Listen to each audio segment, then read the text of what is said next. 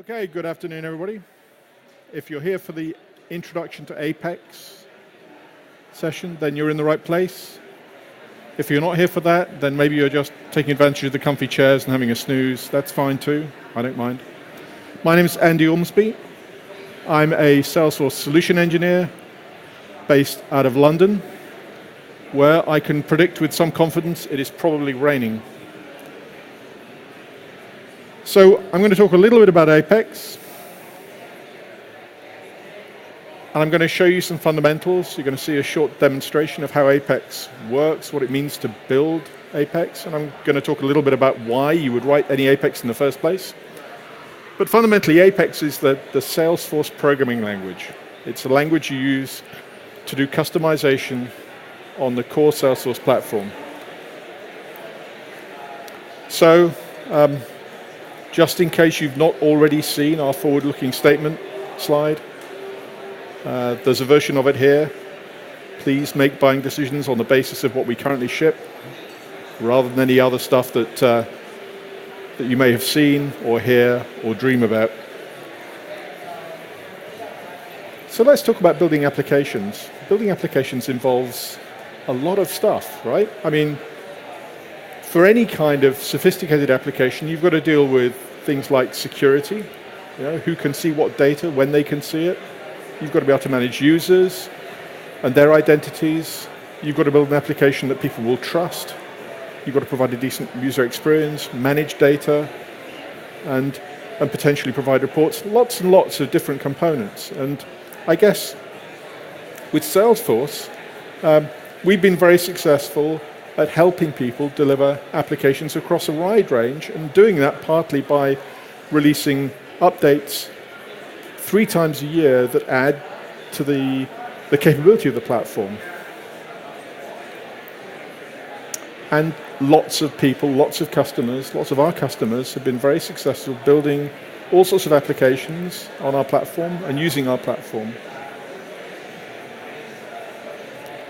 So what are we going to do today? I'm going to talk about the fundamentals of Apex. And when we talk about fundamentals, really, I guess what I'm talking about there is that in contrast to a lot of programming environments that you may have come across, Apex is not something you use every time you write an application. If you've built applications on Salesforce already, or you've customized one of the Salesforce out-of-the-box applications, you'll know that you can do a lot without having to write any code.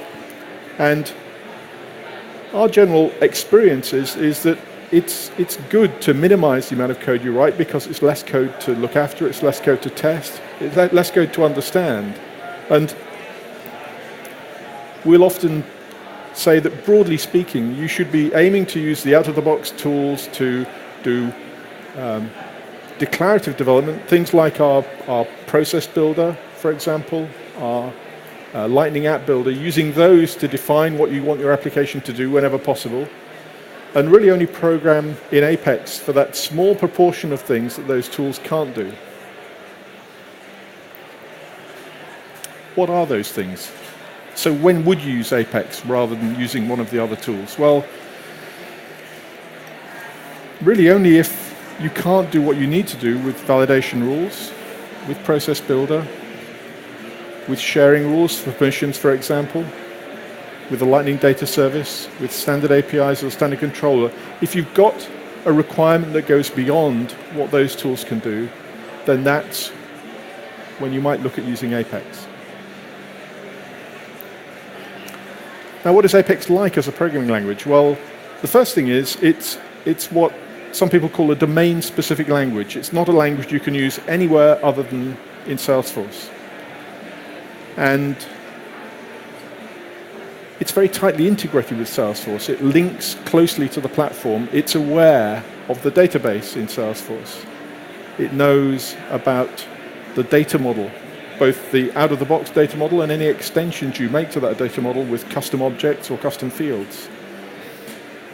But although it's Salesforce specific and tied very closely to the Salesforce platform, it's also very familiar to a lot of programmers, because it looks, broadly speaking, like Java and other object-oriented languages that people have encountered. Syntactically, it's very similar to those.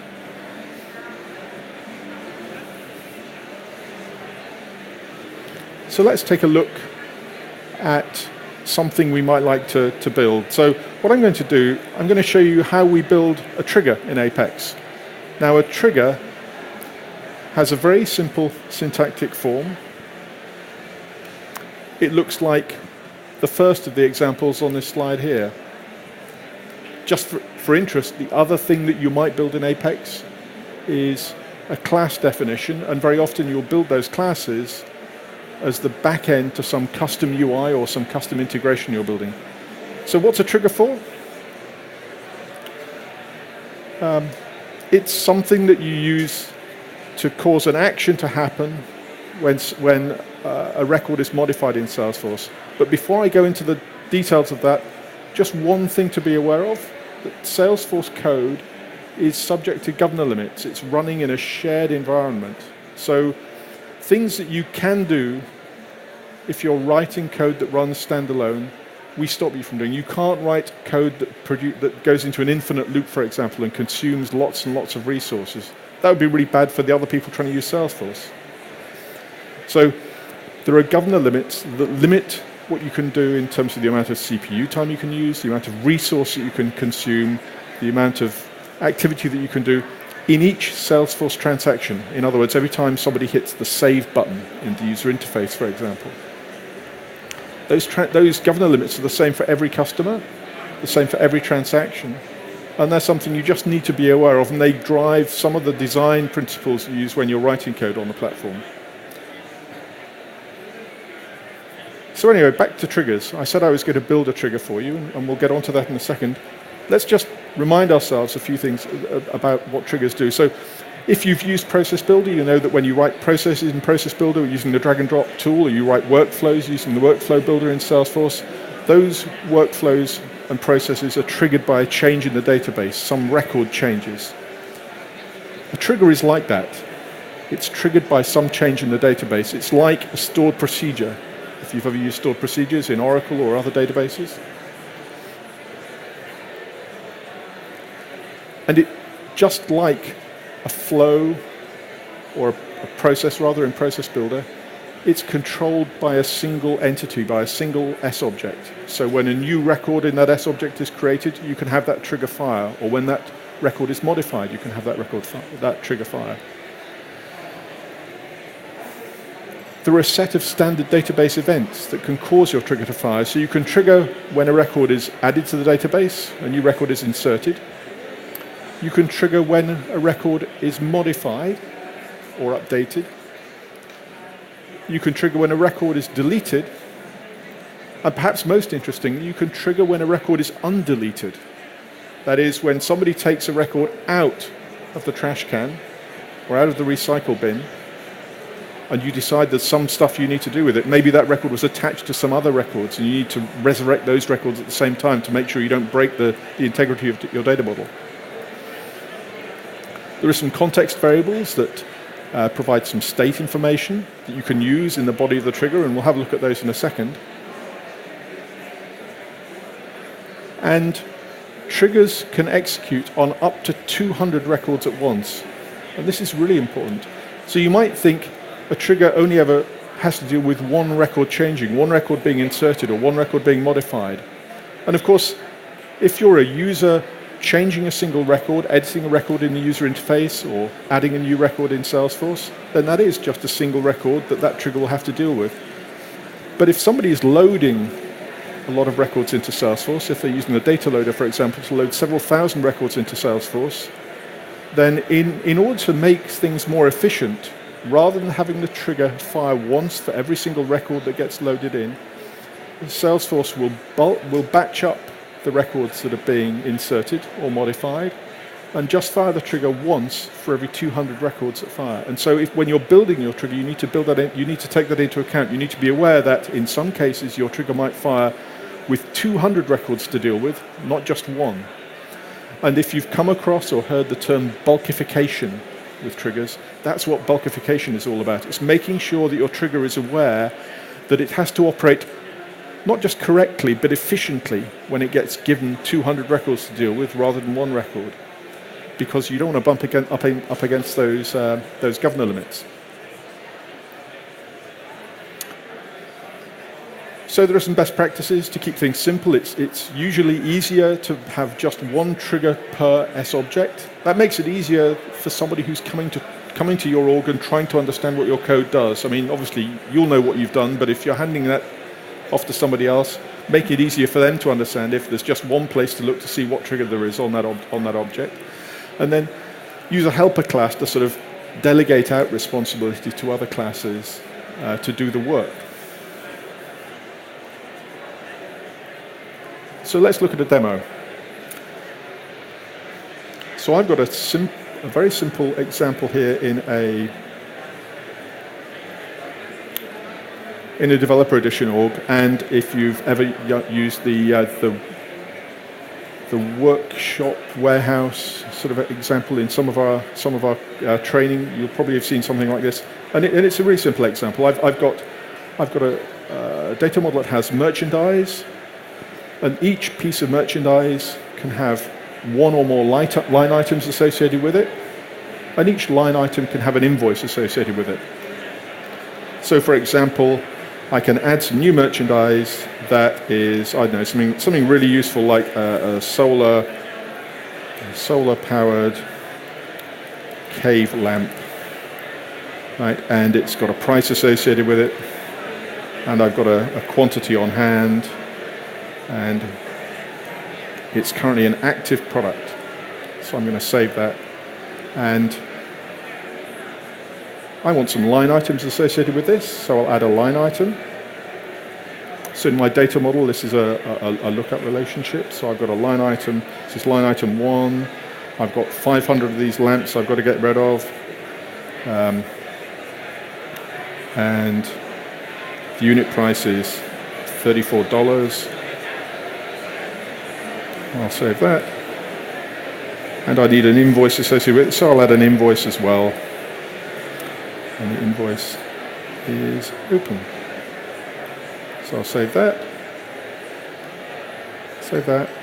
and now I have my solar-powered cave lamp, really useful, as I'm sure you know, and there's one line item that has an invoice associated with it. Now what I'd like to do is to build in a rule that says I can't change the status of this merchandise item from active to withdrawn if there's an outstanding open invoice associated with one of the line items. So I need to go from the merchandise to the line item to the invoice and say, are there any invoices for this merchandise? And if there are they open? And if that's true, then stop the user from changing the status of this merchandise item. That would be kind of hard to do with Process Builder. Maybe somebody would like to try. And actually, I've got a trigger that solves that problem.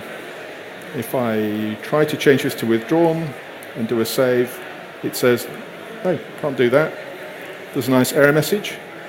It says, you have open orders using the merchandise, close the orders first. So if I go back to the related list, go to the invoice, let's try again. I go back to my solar-powered cave lamp.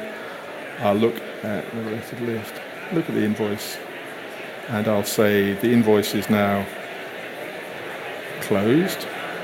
Save it. And now, go back to the merchandise. I should be able to mark it as withdrawn, right? Because there are no longer any open invoices. And sure enough, I can. So what's making all that happen? Well, the answer is there's a trigger, and the trigger looks like this. So here's my trigger. It begins with a declaration saying that this is a trigger that operates on the merchandise underscore C custom object, and it's a trigger that fires after any update to that object. So whenever an update happens to that, the code in the body of this trigger will execute. And what does that code do? Well, it looks at all of the merchandise records that are in this thing called trigger.new. Right? I mentioned context variables earlier on. Trigger.new is a context variable that is the list of records that are being passed to this trigger that meet the criteria. In other words, that have an update occurring to them. In the case that we were just playing with, it was just one record that was being modified, but it could be up to 200. And then what it's doing, it's following the relationships in this SOQL query to say, okay, look in merchandise C for any records where the status is withdrawn and the ID of that is in the set of that we've been passed to this trigger, and then look for any line items that have an invoice whose status is open. And if that's true, and the status was previously closed and was previously open and is now withdrawn, we generate an error, and we just add an error to the record that we've been passed. So this new map feature is another context variable. Basically, it builds us a data structure that contains all of the merchandise items before the update, that's old map, and all of the merchandise items after the update, and that's new map. And we can compare them. We can see what changes have occurred as a result of this update, and then build our logic around that.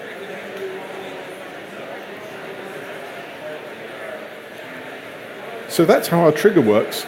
The other thing we need to do, though, in Apex is we have to write classes to test that this trigger does what we want. And writing tests is important because it makes sure that the code does what we say, what we think we want it to do now, but also that in future releases of our code and in future releases of Salesforce, its behavior hasn't changed.